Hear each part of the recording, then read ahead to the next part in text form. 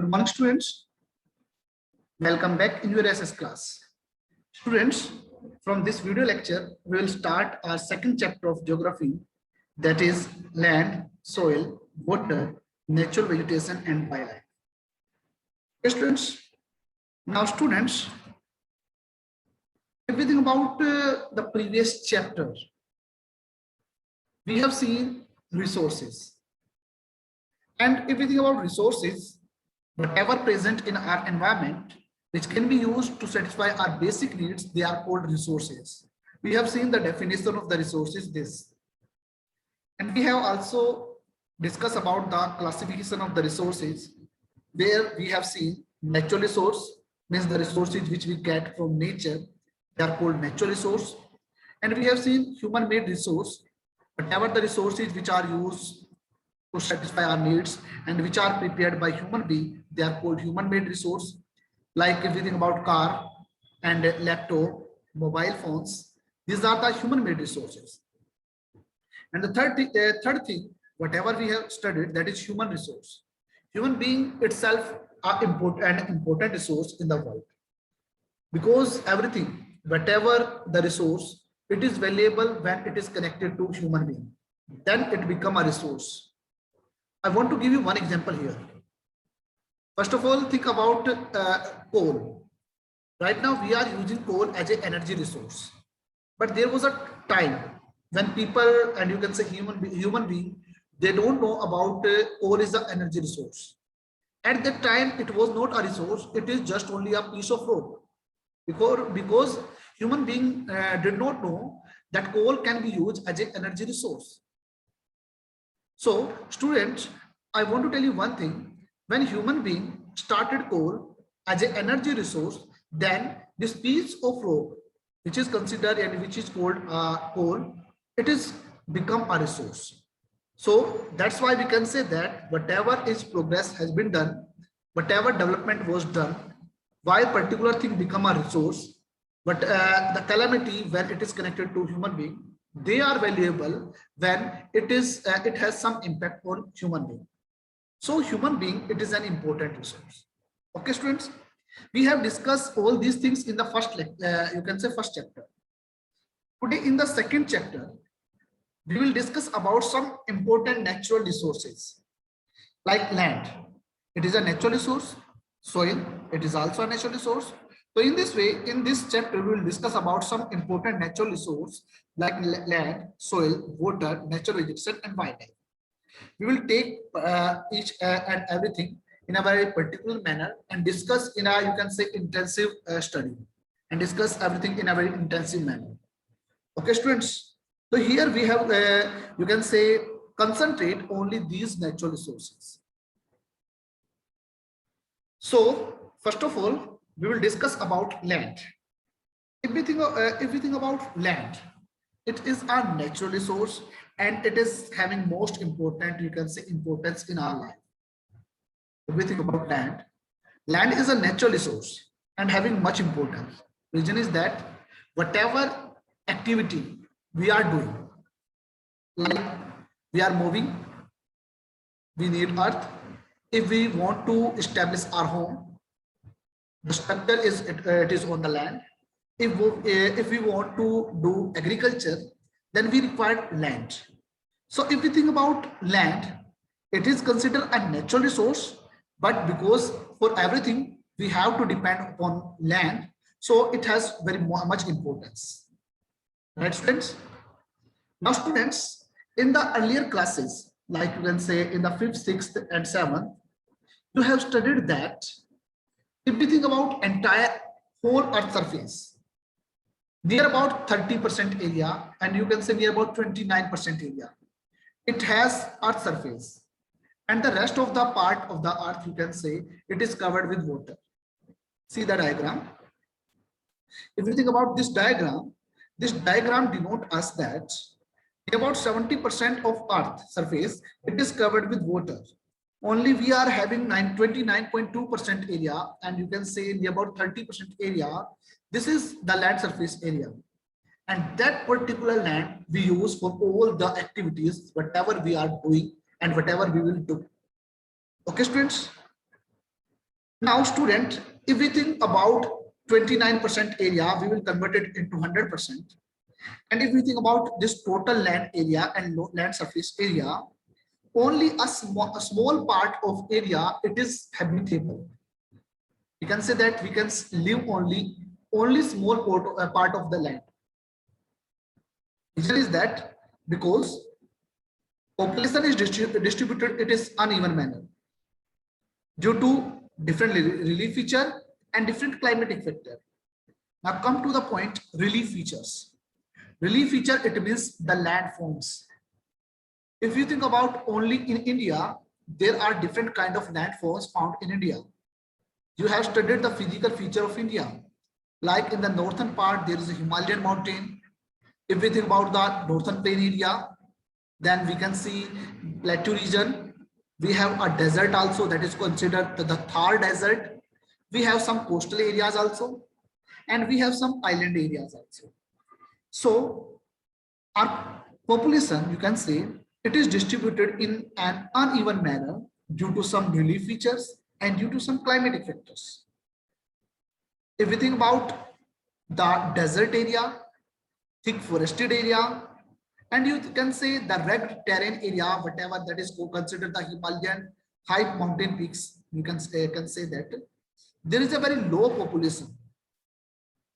Population concentration is very low. So we can say that in these areas, there is a density of population very low. But on the other hand, if we think about the plain area and the area of the river valleys, it supports agriculture, you can say, and it is very beneficial for the transportation facilities also.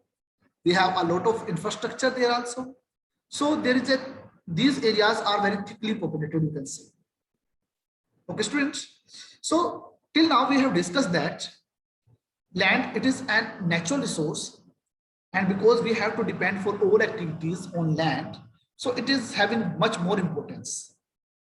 And total whole earth area, or you can say total whole earth surface, only 30%, and you can say 29% area, it is the land surface area. And on that particular land area, only a small part of the land, it is very habitable. And reason is this, because we have different type of relief features, and you can say that we have different type of climatic factors. Due to this, there is some areas are thickly populated areas, but there are some areas where there is a very low population, and you can say the density population, it is very low. Students, now students will discuss the land use pattern. First of all, we will think about what is land use pattern. It means for what activities we are using the land, that is called land use pattern. Okay, students, in the beginning of the chapter, I have told you that for the entire activities, whatever we will do and whatever we are doing, for all the activities, we require land. So land is having much more importance. So if we think about the land use pattern of in this chapter, the land is used for different purposes. Like if we want to do agriculture, we require land. If we want to build houses, if we want to, you can say, construct road also, then we require all this for all these things land. So this is considered the land use pattern. Okay, students. Now, if we think about the land use pattern, this is affected by, and you can say this is ensured and determined by different physical and human factors. If we think about the land use pattern, it is also uneven manner. Means you can say we are using land, it is in different manner, and it depends upon by the physical and human factors. If we think about the physical factors, all the relief features, type of soil, climatic conditions, minerals, and availability of water. These are the things which are the physical factors, and due to this thing, the land use pattern is determined. And if we think about the human factors, the size of population, technology, and many other human factors, all these things also determine the land use pattern of particular area. I'll give you one example. Student, in the northern plain of India, there is a fertile land and you can say plain area. So it support agriculture. It has, you can say, a good infrastructure. So this area is thickly populated area. If we think about the plateau region of India, that is if we think about the Deccan Plateau of India, it is a storehouse of minerals which support industrialization. So that area is also thickly populated areas. But come to the, you can say, desert area of Rajasthan. The land is not fertile. There is a low rainfall. Industries are not much more there. So that area is very, you can say, less thickly populated area, and that is the sparsely populated area, you can say. There is a low density of population found there. And if we think about the high mountain areas like Jammu Kashmir and that particular thing, because that area is a rugged terrain area and there is a, you can say, difficult climatic condition zone also. So people are living a very less in amount there. Okay, students. So if we think about the land use pattern, that land use pattern, it is determined by the physical and human factors. And due to this thing, we use particular the land of the particular area. I think so. The land use pattern, it is clear to all of you. Now come to the next point, the classification of land. Here in this lecture, and you can say in this chapter, we have the classification of the land on the basis of ownership. And on the basis of ownership, we divide land into two parts. You can say we classify the land into two parts. The first one is the private land, and the second one is the community land. If we think about the private land, this land is controlled and owned by private individuals. Like we have houses, we have some plot areas, and we have some agriculture field also. These belong to us, so these are private land. But on the other hand, if we think about the community land, this particular area, it is owned and controlled by all the members of the community because it is using for the common purpose. You can say like public park, you can say village pond, graveyard, all are things the community owned land, you can say. And if we think about the community land, it is known as common property resource, you can say. The particular community area, and you can say community land, which is used and controlled by all the members of the community, this is known as a common property resources. हम इनको common property resources कह सकते हैं, right students? Now this is the classification of land on the basis of ownership, and this is the most important question also. The question may be arise here: classify the land on the basis of ownership. You have to give the answer of into 3 points. The first one is on the basis of ownership. We classify this, you can say, land into two parts: private land and community land. Then in the second point, we make a heading of private land, and then we answer that thing, that the land which is owned and controlled by private individuals, they are called private land. For example, houses and some agriculture land, etc. The next one is community land. Third point is the land which is owned and controlled by all the members of the community for the common use, that is called community land. For example, public park and village pond. So in this way, we can give the answer into 3 points. Right, students? Now come to the next point. Let's think about some other factors. And these are very most important things. Students, the population of India and as well as whole over world, it is going to increase. And due to increase of population, and you can say due to population growth, the demand of the population, it is going to increase. Okay, students? So my dear students, population growth is going on. So due to the population growth, we required land for many purposes. Reason is that for the more population, we required more food crops area because we required food. So there must be agricultural land must be increased. We have to accommodate all these things. So we require residential area also. So in this way, the demand of the land, it is going to increase. And we are going to clear the land. And from the forest here, you can say we are doing deforestation, and due to it, we are increasing our land. Land, it is you can say in a limited area.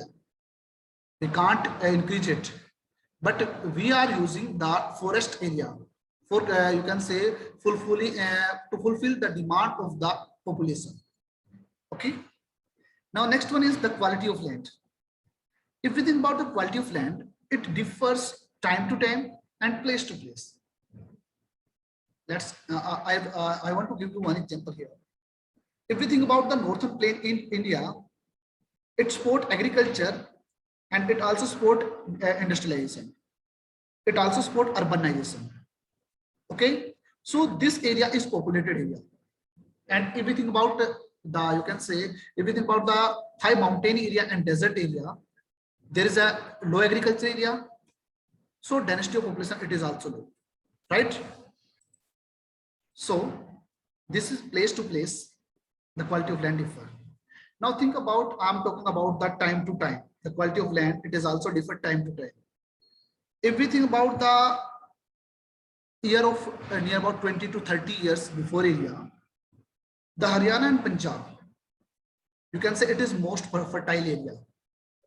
But after the green revolution, we are using, and you can say we are over utilizing the pesticides and insecticide and HYV seeds, and we are using over irrigation also.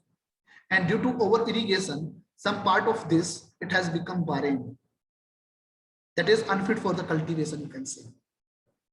So the quality of land, it differ time to time and place to place, right students?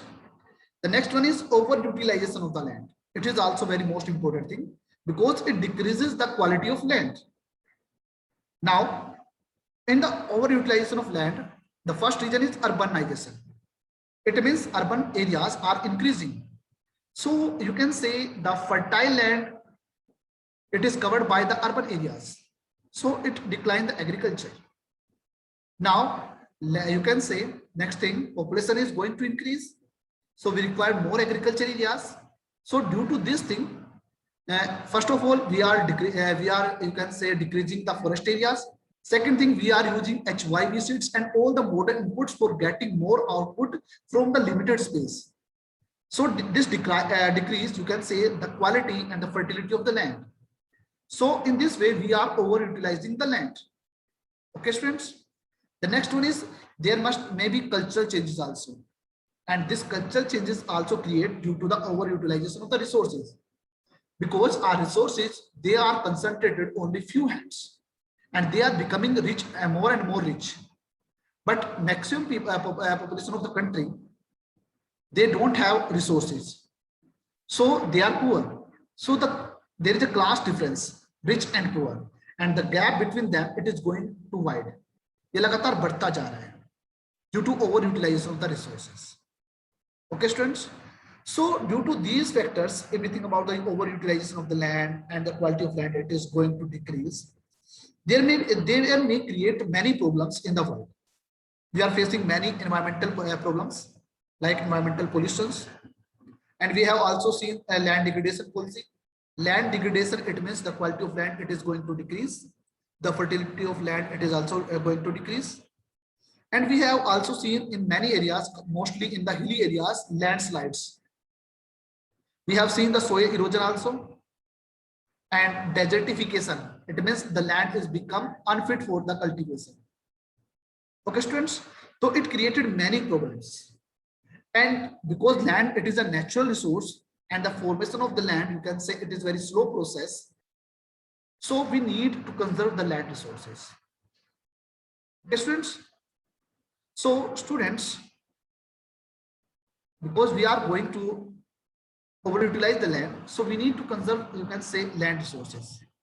For the conservation of the land resources, we have to take some steps to, you can say, to conserve our land resource. First of all, we have to adopt the afforestation policy. It means that we will plant the more and more trees, and you can say decrease the process of the soil erosion. Next one, we also use proper land use method. You can say whenever we are using more and more insecticide and pesticides, we are decreasing the particular area. We are decreasing. We must decrease all these things, because if we are doing proper check for the rate of the land degradation, we can conserve the land resource. There is a one policy, and it is mostly using in the coastal area, that is land reclamation policy, by which we form new land by raising the elevation of a water bed and low lying area. इसके अंदर हम क्या करते हैं, coastal area के अंदर जहां पर पानी होता है, उस एरिया के अंदर उस एरिया का जो लेवल होता है उसे इंक्रीज कर देते हैं वाटर लेवल से। इस तरीके से हम क्या करते हैं, कोस्टल एरिया में लैंड को इंक्रीज कर देते हैं। This process is known as a land reclamation process. Right students, next one is regulating the use of the chemical fertilizers and pesticides, because this thing consume a lot of fertility of the land, and due to this the land became barren, and you can say the land become unfit for the cultivation. So we must regulate the use of the chemical fertilizer and pesticides. By using these factors, by using these steps, we can conserve our land resource. Okay, and if we think about land resource, it is very important for us. I have already told to you that. And one most important thing, I want to tell you one thing. Students, जो हमारे पास ये resources है, these are the धरोहर, अमानत है हमारी, किनकी, आने वाली future generation की। ये हमारे forefathers ने हमें एक अमानत के रूप में दी है, ताकि हम इसको आने वाली future generation को सौंप सकें। But due to, you can say, greed of the few people, we are over utilizing all the resources and all these things, जिसकी वजह से हमारे resources decline हो चुके हैं, and some are in the verge of the extinction also, means कुछ खत्म होने की कगार पे पहुंच चुके हैं। So my dear students, I want to tell you one thing, we have to take some steps, we have to adopt all those methods by which we can conserve all the resources, and these are some few steps through which we can conserve our land resource.